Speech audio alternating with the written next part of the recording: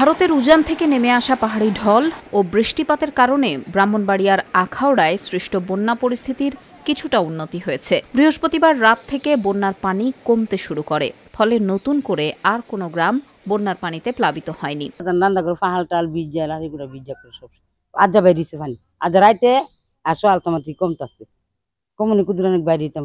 এছাড়া হাওর আর নদীর পানিও কমতে শুরু করেছে, তবে এখনো পর্যন্ত পানিবন্দী অবস্থায় আছেন মানুষ। চুলা ডুবে যাওয়ায় রান্না করতে না পেরে শুকনো খাবার খেয়ে দিন কাটছে তাদের। আমরা চুলা কিভাবে জ্বালাবো? রাস্তা ভালো হইলে না গিয়া চুলা গ্যাস বইরে আনতাম, বা লাঠি যদি শুকনা থাকতো লাঠি আঙ্গাইতাম। লাঠি তো শুকনা না, লাঠি ভিজে গেছে। আর গরু বাছুর যা আছে অন্যের বাড়িতে নিয়ে রাখছি। আমরা বাইর যাইতাম পানি না, পানি লেগে বুক পানি কোনটা আনতামও পারি না, হাইতামও পারি না। মাল বাসা দিতে আছে, এটা কিছু আনছি আর কিছু এটা হাডের উপর ধুয়েছি, এটা বিদ্যে টিদ্যে রয়েছে। বাড়ির যাইতে আল্লাহ নাই তা আনতাম। আর ৩-৪ দিন ধরে আমরা হানা হই নাই, আমরা এ বেচতে চাইলা বাদ দে।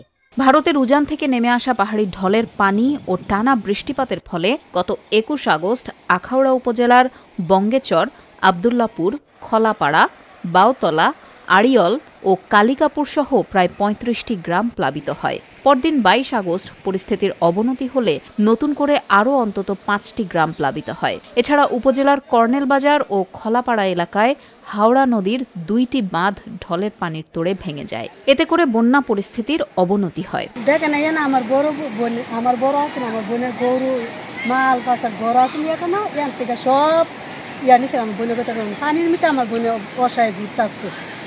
একবার তাই এবার ঠাই লইলে কি একটা গর্বিত একটা মেয়ে আছে, আমার বোনের ছেলে সন্তান নাই, কিচ্ছু নাই। ব্রাহ্মণবাড়িয়া পানি উন্নয়ন বোর্ডের নির্বাহী প্রকৌশলী মঞ্জুর আহমেদ জানান, বৃহস্পতিবার রাত থেকে শুক্রবার দুপুর পর্যন্ত হাওড়া নদীর পানি ৯ সেন্টিমিটার কমেছে। আখাউড়া উপজেলা নির্বাহী কর্মকর্তা গাজালা পারভিন রুহি জানান, বন্যা পরিস্থিতির উন্নতি হচ্ছে। দুর্গত এলাকায় প্রশাসন থেকে ত্রাণ সামগ্রী বিতরণ কার্যক্রম চলছে। এছাড়া পানি কমে গেলে ভেঙে যাওয়া বাঁধ মেরামত করে যান চলাচলের উপযুক্ত করা হবে বলে তিনি জানান।